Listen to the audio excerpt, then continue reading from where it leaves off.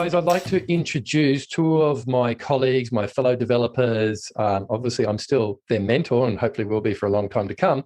But these guys have surpassed just the student role now and are actually fellow property developers.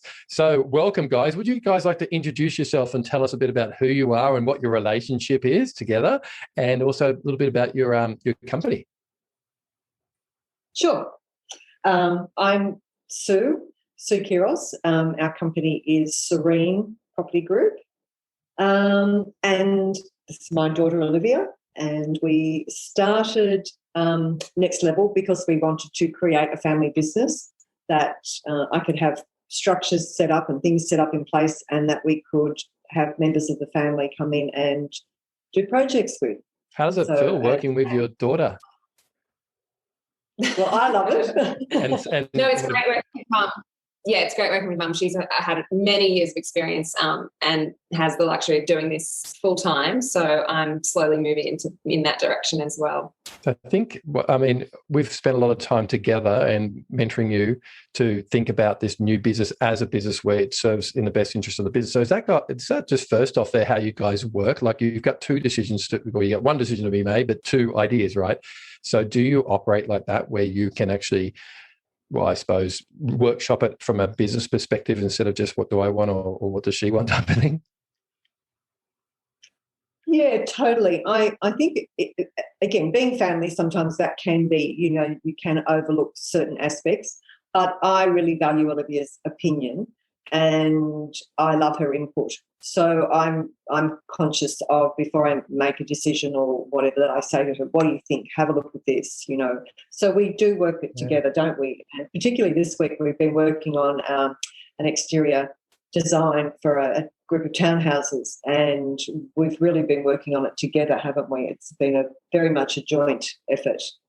I think one of the things that we've all learned, I've been taught in it, and I've taught you guys about it now too, is to always have those decisions when you are a property developer and you're working in a team of people, to be out there and put them out there to everyone else that's in your team, but also be thinking at the end of the day the final decision will be made by the market, right?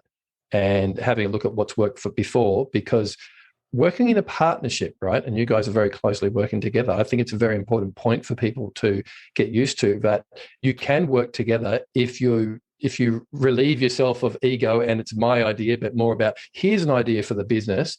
What does everyone else think about this? And then when it comes down to it, the ultimate answer will be what the public perception is, right? You might even have to go out there to the public. So I kind of like that, taking that onus away on myself and being able to put that towards a team. What about you guys? Have you gone like that, or how do you guys think about that?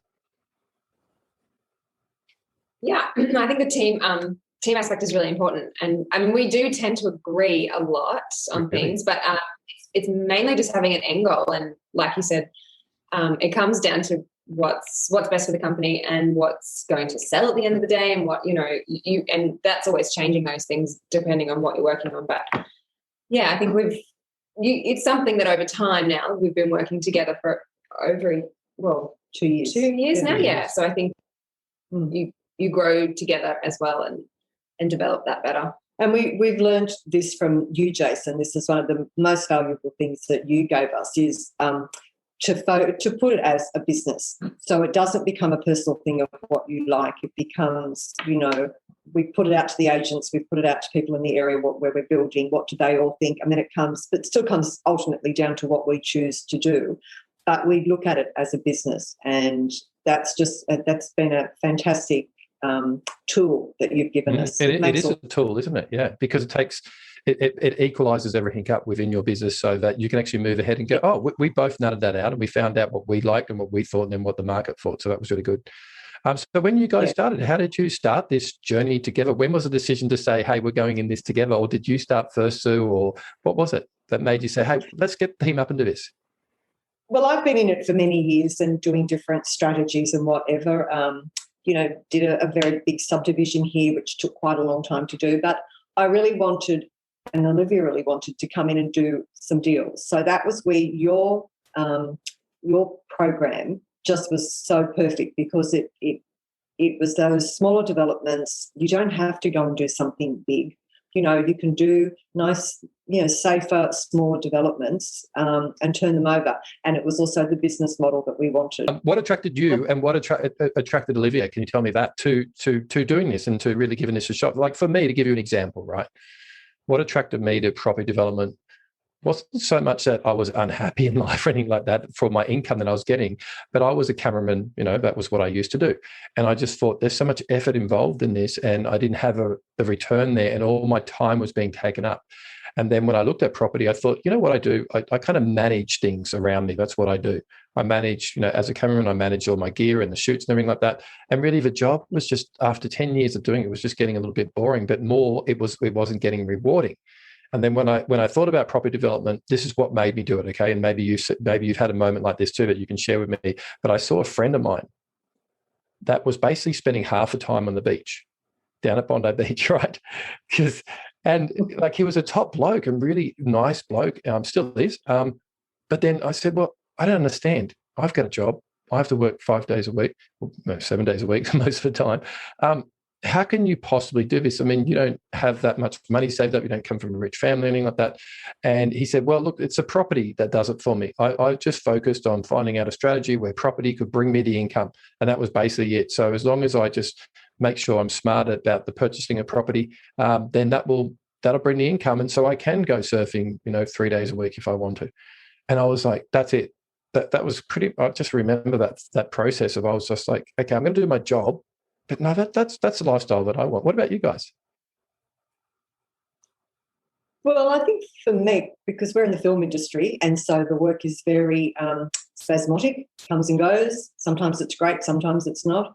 And we just needed something else on the side. And the real estate was perfect for that vehicle to be able to do something on the side. And then also I think as a parent, you want to be able to help your kids, and the market is very tough to get into. You need a lot more money to get into the real estate market today. So it's a way of helping them to manage it as well and to get ahead. What about you? Yeah, well, I still work in the film industry, in costume, and it's definitely got its ups and downs, but I've been doing it over 10 years now, and although there's a lot of work flowing at the moment, it's the hours and the inconsistency, and for me, moving into the next phase of life, I don't see how that's sustainable. So property is always, I mean, we've moved a lot as a young kids, and mum's always renovated and developed, and I've always been interested to see, a home change and, grow into something else. And I think it's always been an interest of mine. It's definitely something. I think we definitely are interested and we love it. I think that goes for anything, that when you're good at something, you do love what you do, and we love what we do. Both of you have learned skills that makes you very different from property investors out there, right? Because it's hard. I mean, I call myself a property investor. You guys do as well. But you're kind of like in this, it's like a driver. Everyone can drive a car, right? So driving a race car is driving a car. Do you know what I mean? So it's like putting everyone in the same boat as property investor. But we're all property investors, but we're actually the race car drivers, right? Because we actually create the car. Instead of just going on and buying a property and waiting for someone else, we found that there's so much more advantage in creating the property. Instead of just trying to buy something and fix it up, actually creating the property from scratch gives us so much more wealth from it, and also allows us to actually tap into a challenge, I would say, a challenge where you're kind of set, okay, I've got to produce a brand new property. It's got to look fantastic. Where do I got to buy it from? That's a challenge. How do I build it? Who do I use? And then the selling it is a challenge. And I find that challenge in itself really exciting. What about you guys? Yeah, I guess that's the reason we love it, isn't it? It's discovering that there's not just one way of doing things, I think, is also really exciting, because I've only learned in the last few years there's hundreds of ways to get around things and do things, and that's the exciting part, because there's lots of possibility. Yeah, cool. Okay, so let's get into it a bit deeper now. So what were some of the roadblocks that you can tell other people just in property development that you've come up against and you've overcome, and how did you overcome them? I guess the biggest roadblock you come up is finance. And that's where having mentors and being part of a group a good group that have quality people that work with them. That allows you to have, good accountants around you, good brokers around you, and then that's a team that you need to start with. Would you agree that once you've learnt it and you've seen how the finance works, either private equity or what type of borrowing is available to you, once you've kind of gone through that process, had the right people, copied a formula that works, would you agree then it's just pretty simple to understand that there's always money there just to know the process to get it? Because now that I've gone through those loopholes, we're trying to figure out, well, where am I going to finance it? And then when I figured out how to do it, it's not an issue anymore. I always know that there will be, this is the three ways that I can do it, and it doesn't worry me anymore. What about you guys? Yeah, it's funny you should say that, because we're working on another site at the moment. It's going to auction on Friday, and hopefully we can get it. We've got a long settlement. We've worked out how to do all that part of it. We don't have the finance for it, but we know we can go ahead and have the finance. So we need to get the deal locked in for us. And once we've done this due diligence this week, we know if we go ahead and buy it on Friday, we know that we've done the right thing, and we know we'll get the money. And I think that's pretty exciting about the purchasing side of it, right? I can think of all the stories I can tell you about times that I've actually gone in, like my last story I've had in purchasing a property was there was a site, it came up, it was awful house on it. It was pretty much was full of ants or something, or just junk inside it, right? So I knew from that point on that this wasn't even going to be a renovated thing. It was just holding up by some, it wasn't asbestos, but, plasterboard and that type of stuff. So as soon as I got there, I went, hey, this property I'm in the right market now, because I know the renovators aren't going to be able to do anything like this. The builders they probably don't even want to take this stuff away, because it was to demolish it or take it away. They prefer just a clean site. And I thought, okay, this is a property developer block. So immediately I cut out 99% of investors out there. And I said, look, I don't mind paying a little bit more for it. But then I got in a discussion with the real estate agent, and I put in my offer, which I thought would be, probably about 20,000 under what I was prepared to pay. And then they've kind of come up with that whole story of, there's another guy, who's paying 5,000 more than that. So I kind of went up to the offer, what I wanted to pay for it. And then he just kept coming back saying, oh, okay, well, you're going to have to come up a little bit more. You're going to have to come up a little bit more. And I kind of got to the point where I was just like, what is this? Like, this is a Dutch, auction or something like that. Like, what is the price you want for it? It's going to go for, because I'm not going to just keep calling you and go $5,000. Tell me the price it's going to go for. And he's like, oh, well, that's just the way it works. You're going to have to play the game. And I said, well, actually, no, I don't have to play the game. I'm out of here. And then it didn't sell. It's still on the market. So it was all this type of tactics. And it's sometimes that ability to be able to walk away from stuff and then let them chase you around. Have you had anything like that? Any stories you can share with us about acquisition, or anything you kind of said, oh, it was good, but then it wasn't good? Or what do you reckon? There are so many deals out there, and you can make the work. So when you've got the knowledge behind you, I think it takes away that urgency. You know what you're going to pay for it, and if it goes over that, you just walk away. And we find that very reassuring, because you're not caught up in that whole emotional side of, oh, we've got to have it, we've got to get it, we'll pay more. No, if we don't get it, we've got our eye on three others at the moment. We'll just keep working through to see which one comes good next. Yeah. So without disclosing the address or where it is or anything like that, because it doesn't really matter at the end of the day, what about the last deal that you secured, that 4-pack of townhouses? Tell me about that. What was the process with that one, and how did you celebrate once you knew you had that over the line? And what was the owner, or what was the real estate? What was the story? There's always a story behind it. I love hearing this. It came to us, that one. We'd put so many offers in on so many things, and we'd missed out, and then this one came across the table, and I rang and spoke to the agent. It was on the market. There was another guy really interested, and he was looking at putting a different product on to what we were. So, and he wouldn't go over a certain amount of money, and the owner wanted 10,000 more. That's what she wanted. So when we spoke to the agent, I just said, well, I'll give her 10,000 more. So we did, and we got the deal. So it just sort of happened. I think it was sort of meant to come to us. That it happened, and it was funny because then the designer and the builders that we spoke to had actually been quoting on exactly the same site with the other guy who was looking at it. So when we went to them and said, we've got this site, can you have a look at it for us? They went, we know the site. Yeah. So what is your plans for that site there, and have they changed a little bit? Tell us about what is going to go on there, as in are you doing townhouses? Are they 3-level? Are they 2-level? Do you know how many square meters? What do you have to have on that townhouse site to make it sell? What are the features that you're going to do with that one? It's 4-level townhouse. They have lifts in them, which is something in the area that, a lift in each one. So we haven't made it optional. We may do when we get to that point, but at this point we're putting the lift in. They have rooftops, which are lovely, aren't they? So we're in the process of design for it now. Yeah, the rooftop. So one of the options that I've seen before is the lift going from the car park up to the first level, the second level, but not to the rooftop. I've seen a lot of times that they've done lift to one, so it makes it easier on those things that you're going to go to daily, and then done stairs up to the rooftop, like a spiral staircase or something, because it's not always used every single day. So that was a bit of a cost saving that I've seen in the past. But funnily enough, most elevators have to actually have some type of mechanism from the top to actually draw them up, like a pulley, right? So most of the time they're up on top of the roof. Anyway, you see a building, you often see this little, looks like a chimney, but it's actually like the elevator thing. So sometimes that can help having that go to that extent up there. So as yours going to, have you thought about, will it go from the garage or the second level, or will it go right to the rooftop?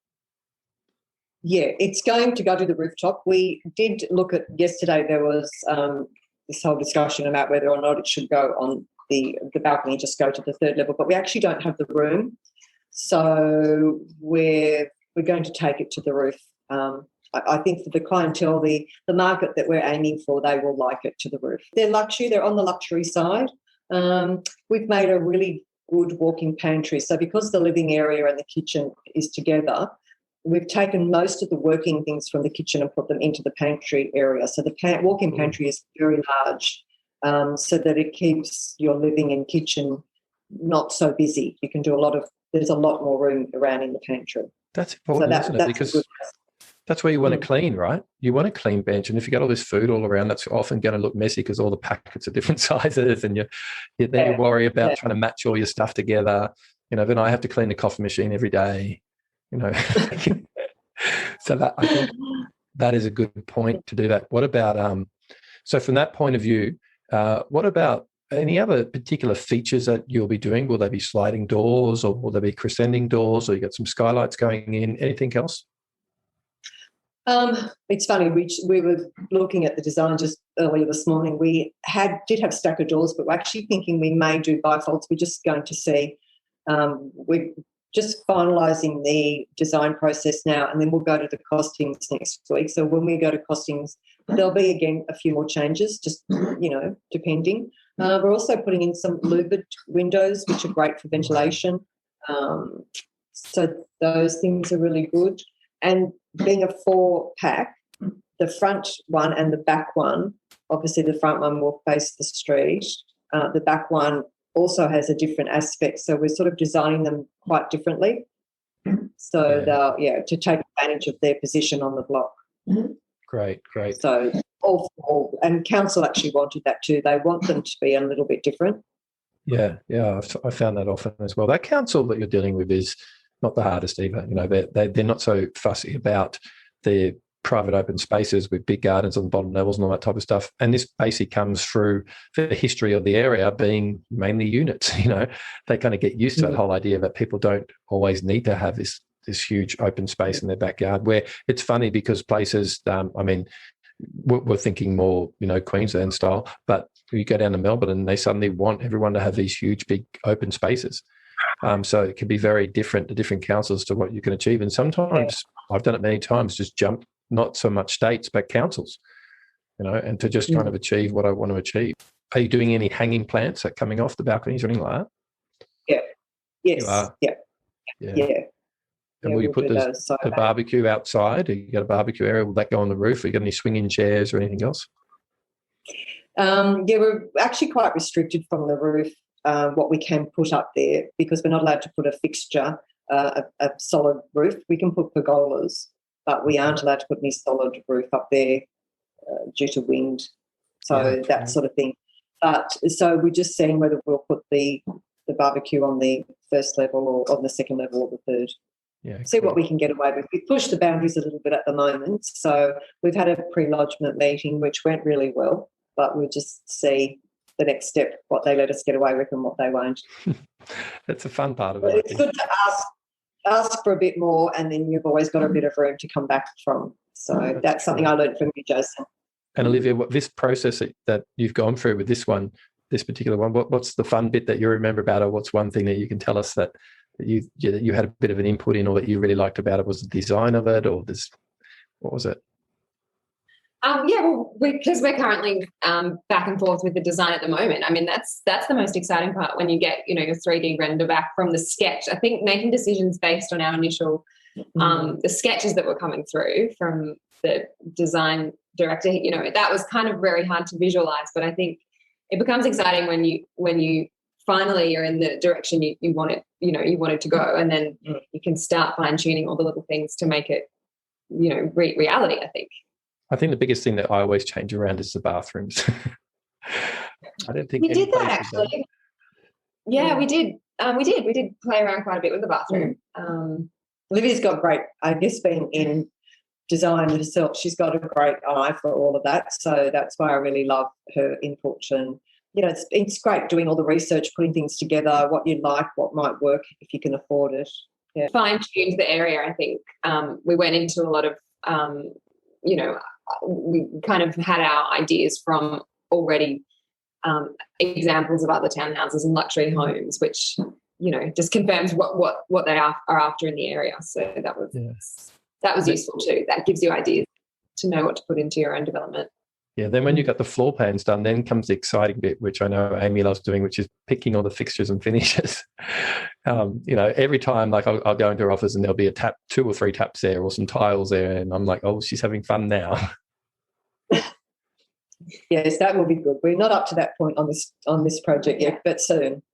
Yeah, it's great. So let's look at your journey also. So some of the things that you've been involved in, you've obviously done your own renovations, and you're actually in one of them now, right? Yes, we built an office. We built this office that was on my vision board, and it came true. It's all part of the, the professional approach, the business approach. It's having an office with systems working where we can come, and it just happens. We're lucky enough that we can have it here at home, and it's a great space because you can actually also leave. You can leave the office behind you and go, into the house. And the skylights are great. I think everyone's looking at your office right now going, why don't I have an office like that? Put it on your vision board, it works. Okay, it will be on there. My office is just on the beach. I'm actually on the beach now. It's just it's funny how much I do that now. I'll just have stuff to do, and I won't do all my work there, but I'll have something to do, and I'll just grab the laptop and go and find a bench and sit on the beach, and then have half an hour there, then come back to the real office just to feel like I'm living that life on the beach. At least I'm there for half an hour a day. That's okay for me. So I think that's a good thing to do, right? Shift the office around a little bit, like go to a cafe and do that little bit of work or bit of research, and it makes it a bit more fun. Because I mean, being a developer is pretty much could just be living in the office the whole time. Like I've thought about being a developer from a lot of points of view, and you could literally not ever leave an office and still do pretty well, right? That's true. But that is true. But I love the fact you could still in your laptop, you take it with you, and as you said, you can do it anywhere. Yeah. And what have your friends thought? Like, Olivia, what have your friends thought? Have you told them yet about what you're doing? And do they kind of go, oh, watch out? Or have they kind of gone, oh, that's pretty cool? Or do they go, oh, can I get a discount on one of your products, which is what most of my friends say to me? Oh, everyone's very supportive, but I don't think I have many friends who fully understand. They're just not of the mindset, to buy something old and transform it. Everyone kind of wants just the end product that. So will you be selling them that at a discount? Sure. I think it's really funny because several of my friends I've done that for, like they're just too busy. They're kind of so set in what they're doing and they're happy in their career, and that's fine. And they've just said, look, if I can just get a little bit cheaper of it in the market, then I'd be happy. Can you help me out here? So it does give you that opportunity to do that too. The biggest thing that I got, Olivia, from when I first got into it is, and we started pretty quickly, got into 1, then got into 2, then got into 4, and suddenly we're in 10 million and this type of stuff.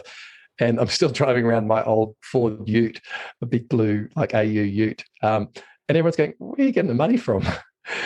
And it was just a simple fact of, I was just saying to him, well, this is a whole problem with property development. If I don't have the money in the bank, then all I've got to do is be able to pitch that idea of exactly what I'm doing, show my skills, show the proof, and then people will come along and invest with me. And this was the question I kept people wondering, where are you getting all this money from? Have you guys felt that as well when you suddenly go into property development, or when you will be, like, people will be start going, hang on a second, where do all the money come from? I know. My husband in particular always says, "What do you mean you're buying another property on a Friday?" Okay, don't worry, it's okay. So no, but people do look at. But I think it's your history and what you have done. And as I said, I liked your business model. I like your smaller deals. Safe, good deals with a lot of due diligence done, knowing your area, knowing what you're doing, having your team behind you. It just makes it work, and you can be guaranteed a profit. I don't want to risk anything anymore. And I think that area, like what you said before, the targeting area, right? So your latest development, what are the targets around it? Can you tell me that? Like, not naming shops or anything, but is there a cafe nearby? Is there Woolworths? Is there a train? Is there a beach? What are the key factors around it? Yeah, it's very much within walking distance to a whole new development. Couple of new developments that are at one end of the block, maybe within 300 metres, 300 to 500 metres. The beach is on the other side with all the other shops. It's just in a great spot. There's transport, beautiful walking tracks all around. We did some lovely walks when we were there before. So, you can feel like you're in the middle of you're in the middle of nature walking through some spots, and then you come around the corner and there's a lovely cafe there. So it's got a lot. It's a good area. It's got a lot to offer. Yeah, I saw that just recently. Yeah, I was down at I was at Burleigh just recently. We just went there to the playground so the kids had somewhere to play. And suddenly I saw all these people walking past me and then disappearing around the cliff. And I'm like, is everyone jumping off the cliff? What's going on up there? But there's actually a bushwalk that it starts going into, And so it was like that. If you can find an area like that gives people that advantage where they can escape into nature and actually kind of tick off their list of, I've done my exercise this week. I think that's a big thing for people. Yeah, definitely. And food is very important. If you've got to have. And I think being able to walk to have dinner and be able to walk home again. It's just a healthier, atmosphere, healthier lifestyle, and people want that. It's Especially when you hit a demographic, right? If you hit a demographic and they're like, even 35 to 50, that's going to be an important feature to have those things, those cafes around as well, so that it does, the downsides, that's what they want, that access. So that's good. Yeah, kids can walk there. Yeah, older people can walk. It's perfect. Yeah, cool. So your journey into property development, we've done a bit with you so far. So you've done your renovation stuff, then you learned everything you could about property development, which was fantastic first, had a look at a lot of examples of what was around. And then the first thing that you've done is a rooming house in Brisbane, right? So that was to develop that rooming house and then market that as something that you could possibly hold or you could sell. And then you end up selling that rooming house to an investor that wanted cash flow, right? And I mean, that just seems pretty simple, at the end of the day.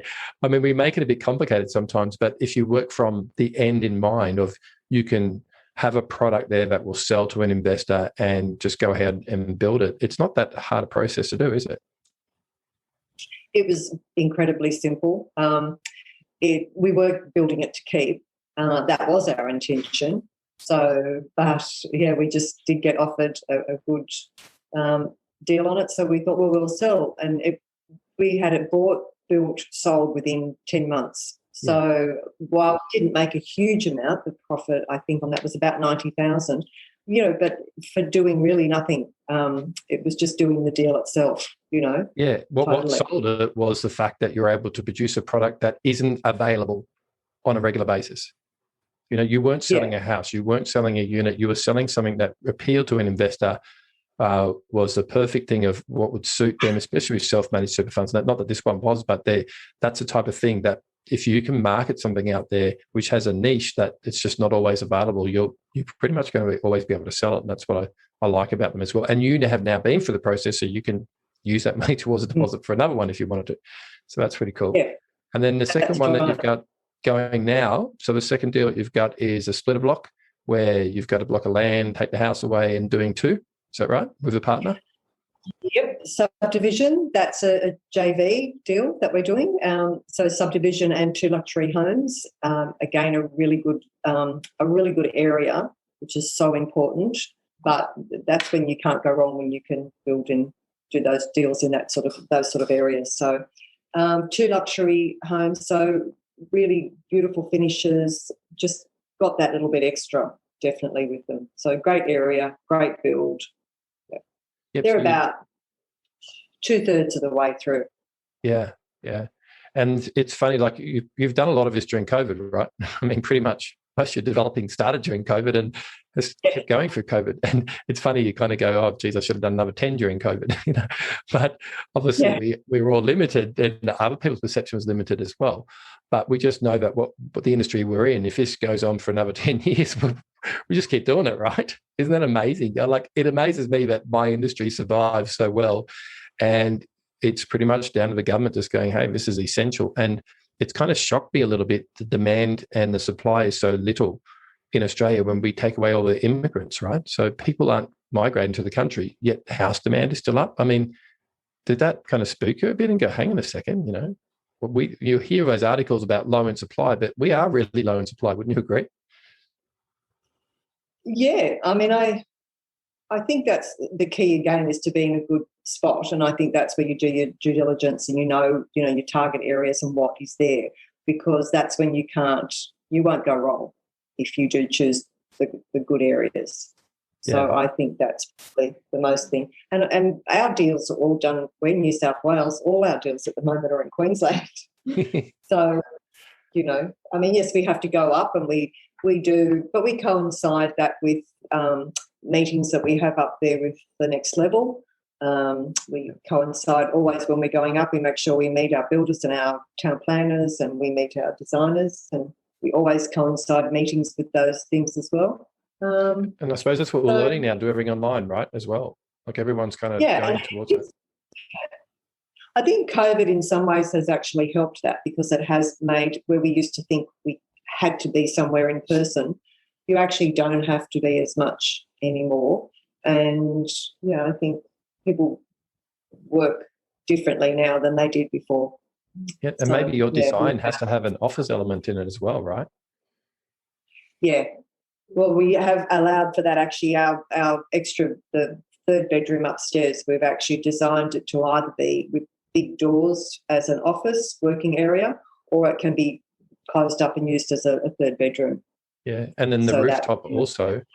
Like, we've got a few houses, but one of the houses we're in at the moment, we've got a full rooftop deck. And, Amy and I work from home a lot of the time. And so I send her up to the deck a lot of the time to get away from me and do her office work on the deck, right? And so this could be it. Like, I wouldn't be calling that rooftop deck a rooftop deck. I'd be calling it a rooftop office. Put someone up, your video. They call it.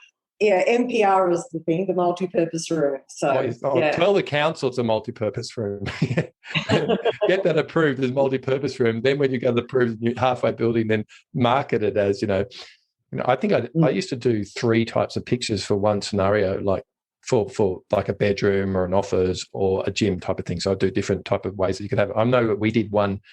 It was a 12-pack, and on the bottom level of 4 of them, we had a separate entrance coming through. But we made that office. Then we put another photo up to be a children's room, like where they have all the toys and that. And then the 3rd room was just as a media room for your TV and entertainment system, right? So we actually posed to the person that they could use this multi-purpose room and showed them the multi-purposes they could use it for. We never called it a bedroom. We just called it the multi-purpose room, because then it would have been different with the approval process in a sense. But that's exactly what it's ended up being for a lot of people. And you kind of have to be thinking about that these days. You're always going to have COVID in the back of your mind now, because even if it does all get solved, people are still working from home. And so I think I'd be interested now to see what type of visualizations you can come up with both together for that rooftop area, having the maybe you're going to have like a beer fridge up there, the laptop stand. Yeah, no, definitely. It's funny because the property that we're looking at, hopefully we can purchase on Friday, we would be looking at putting a home gym in that as well. So we're looking at maybe enlarging the garage at one end and having that as a separate entrance from the other side that people can use it as a gym from home.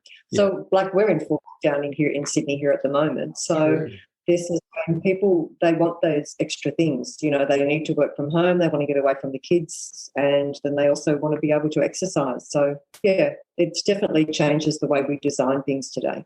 Yeah. And, I mean, your journey so far has allowed you to use your skills, both you as property developers now, done all the education in a good group of people, seen what everyone else was doing, learnt the strategies back to front. So you just think about it right now. Your journey has been rooming house, next strategy, split block, next strategy, townhouses. Like you've combined, you've been able to use a skill for 3 whole different strategies instead of just being the old style, which just be Reno, Reno. You know what I mean? Isn't that amazing? So you've now got these. It's like you've got your tools, right, are filling up there, where you can kind of say, oh, I can do this, I can do this, I can do this. You know, I'm sure it will branch out into things like childcare or Airbnb accommodation or student housing, all those type of things. Maybe it will be quarantine COVID stations. Who knows where? Because there's nothing. Once you know how to build something, right, then you can adapt it to different strategies. You know, if I asked you guys to go and do a commercial storage shed right now, I mean, it is still building, purchasing the land, finding the location, getting the finance on board. I mean, it really does open up so much opportunity for you, don't you reckon? Oh, absolutely. I think once you start the process, you realise you can, as you said, you can put it towards anything. I think for us with the business model that we're looking at, so we've already got the 2 projects that we're doing, and one of them being a 4-townhouse one is the larger one. So we're looking at the next one being a duplex or a single luxury home. So just to add another tool. Yeah, just to put that one in there, which we can manage that one, and I think that's important too, doing what you can manage. So, but then when the townhouse is finished, that will open up room for a bigger development. So then we'll see, what we do next. That's great. So I suppose if you had to start your time over again with the knowledge you have now, I mean, you've done subdivisions as well. So, you know, that's another tool thing. So, geez, we've got like 5 tools already there ready to go, right? And so then if you've got all those different tools, then you've got choice. So, you know, if you are restricted sometimes in the market where the prices aren't matching you or the suburb's not giving you that particular deal, then you can actually pull out your tools and you start to go, actually, let's just go to a subby, or let's go to a rooming in the meantime, or let's do a duplex, or let's do. This is what I find is really rewarding, right? Having those abilities to be able to use those multiple tools to be able to do that. And your own portfolio, I'm sure, will change as well. I know when we did it, we started changing our portfolio and started getting rid of our houses and just building stuff. Just suited us. That's right. Yeah, and it's interesting seeing what people in the group are doing too with Next Level, because they are all doing different things, you know, and there are, you know, big projects as well as the smaller ones. So it's good to see what other people are doing as well. And that's very different too. I think when you're in a community of people that are educated in property development, that you can start doing more of those deals where you can be the money partner or you can be the worker partner.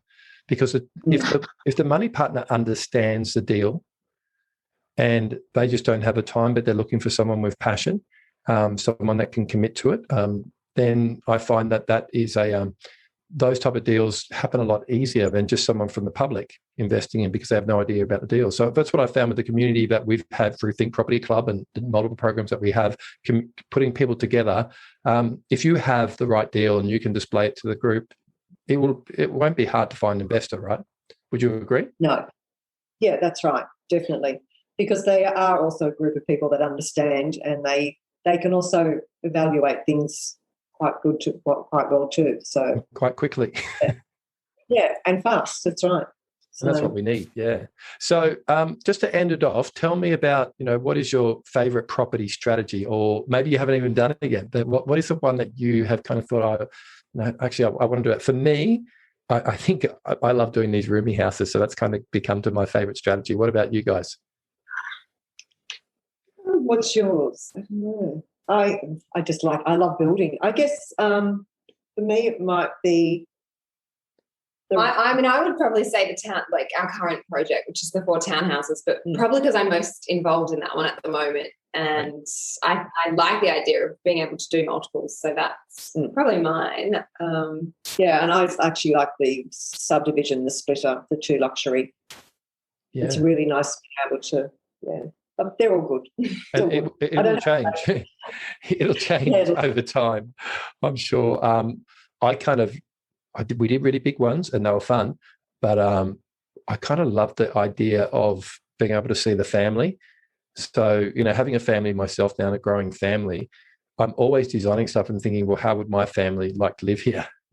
These little things. And now that we've got kids, I'm always thinking, is there enough room? Where am I going to put the playset? Where can they put their trampoline? All that type of stuff, where someone that doesn't have kids won't even care about that. There was a property that I saw that did sell, that purely sold on the I don't know, cubby house or whatever out the back. So it was like a house. It wasn't in a tree or something like that, but it was a kid's one. And the house was okay, but this thing out the back was fantastic. And that sold the house because the kid went in there and didn't want to leave that house. So there can be those little features, right? Yeah. I think a really big too is your landscaping, the outdoor rooms, things like that. They add a whole other dimension, which is great. People love that.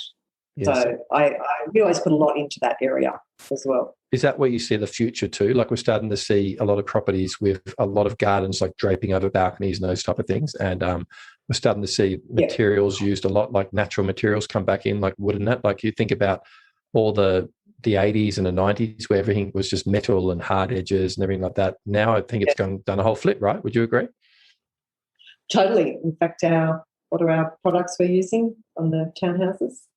The stone, the timber, it's all beautiful, really lovely finishes. Great. It's definitely changed. Now we're going to end this off. Tell us a little bit about your company and what the vision is for it, and what are the type of things that your company builds. Or obviously we know a few things now, but and what's the type of offers you've cut out there for investors, and how do you like to work? Serene Property Group has their own Facebook page. When we have our deals that come through, we post them on those. So for investors, we do have a group of investors that we offer things to first, because there have been people that have been loyal to us and like working with us. It's just a timing thing. Sometimes people might have gone into another deal, so they don't quite they're not ready when you're ready. So it's always working in. But we treat our investors. They get priority. So what is the deal? Give me the deal that you do. So your job as Serene is to go and secure the property, do all the plans, put the whole team together, and then obviously have an investor on a lot of the deals come along. And what do they have to do? They supply the buying of the property, or is it just finance, or could it be a bit of both? What is your offer to the investor? But obviously you do all the work, right?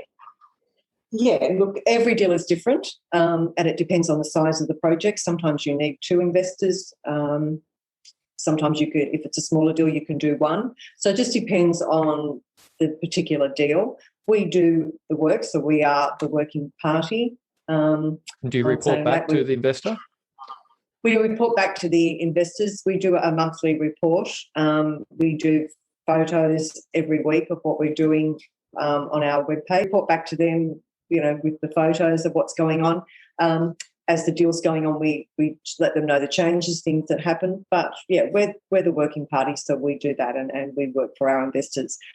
Sometimes we have done different deals where it's just literally they might be a JV 50-50 partner. Sometimes we've just borrowed and taken an equity line of equity for someone and given them an interest payment. Each deal is different. They're worked on out differently. The opportunity to the investor is that you can come up with a project, you'll go find the project, you'll do all the work, and then there's a few ways that they can get involved. And they'll get to know everything about property development because you'll be informing them, so they'll learn a bit of a process through it. But so it is a partnership, but at the end of the day, what they have to do is basically supply the funds and get involved from the point of view of being able to see what's going on a monthly basis. And I'm sure if there was stuff going on during the week, they'd do that. And then at the end, properties are sold, or the investor might want to keep one of them, depending on what it is. And then you work out a profit split between yourself and the investor. And then they can just keep doing that over and over again if they wanted to, right? And so they don't actually have to go through the trouble of the negotiating or the finding or dealing with the builders or anything like that. You take that away, but they can still enjoy the reward, the profits of it, right? Yeah. Look, some of our investors want to know more and are more, tell us what you're doing, how's it going, whatever. our townhouse investor at the moment, he doesn't particularly want to know. He just wants his repayments made. He's very confident. He's got other deals that he's doing, so he wants to know that it's all going okay, is the bottom line. But we're happy to work, and however, if somebody wants to learn the processes we're going through, we're more than happy to share that too. Yeah, and I think, like we talked about this last night, about the sensibility about working with someone like yourself, Sue, is that when you are a JV partner and you're a money partner and you're putting money into a deal, a lot of people think it's like chasing the highest profit. And we spoke about this, but really there's a person aligned to running the deal. And sometimes people forget about that, forget that a person has to run it, and the profit will not be there if that person doesn't have the time or energy to put into it, or they're too busy, or they're not attention focused. And I think one of the skills that you particularly bring to this is that you do have a team. So there are two of you over it, which is good. If I was a money investor, I'd be, that's great. There's two people looking over this. There's attention there in case something happened to one person, the other person can jump in, just as a bit of reassurance. But on top of that, so you do have a family, you do have an income coming in. Your relationship is pretty rock steady. You're not going out to nightclubs every night. You can focus on one thing. With age comes wisdom, but also comes attention and focus. Can you relate to that a bit and tell us how you felt that's a trait? Yeah, as I think I mentioned it before, I'm just not at a stage where I want to risk anything. We are where we are, and that's very important. So everything we do moving forward is rock solid in that, that deal. We know what we're doing, and that is fantastic having Olivia, and that's why I wanted to bring her into this whole business, so that there are two of us there working. If she wants to go and do something, or if I want to go and do something, we can, but the other person is there to support. But, yeah. And you both know the same process. Yeah, our investors are the same. People, they don't want to lose their money. They want to know that their money is safe and that the deals are secure. And I think that's very important. Yeah, and there's a certain pride that comes along with that too, having that responsibility of having a money partner there. And I know that the deals that we do with our money partners are more profitable than the ones that we do ourselves, because that's the whole way that you get paid, the more profit. So you're constantly it's a profit split, so you'll go harder on that. So anyway, guys, thanks for joining us. I pretty much, you're in lockdown there at the moment, and you're still going ahead. Nothing's really changed too much, right? You're still buying properties, negotiating on it, and that's pretty cool that we can do that during this time as well, right? Yeah, it is. We have to see how the auction goes on Friday. That'll obviously be a phone auction, but that's okay. So, yeah, well, that sounds better to me. I'd rather do a phone one, right? Yeah. And get your limit in mind there, because the worst thing about the auction is seeing the other guy in a dressy suit and you get scared off by him, or, so this is kind of great. He doesn't know who's on the end of the phone, so that's fine. Yeah. Yeah. Better not let him know if it's a property developer. They'll get scared off. That's great. No. Okay, guys. Well, thanks for tuning in today. Really enjoyed this, showing people the journey, showing, you obviously both look pretty excited. You're very confident in this role, that your company has got some great tools in it. You've known exactly all the different strategies you can offer people. And I think that's a great start of where you've come to. And I think that it's only going to get more and more exciting from here on. So, thanks, guys. Thanks, Jason. See you later.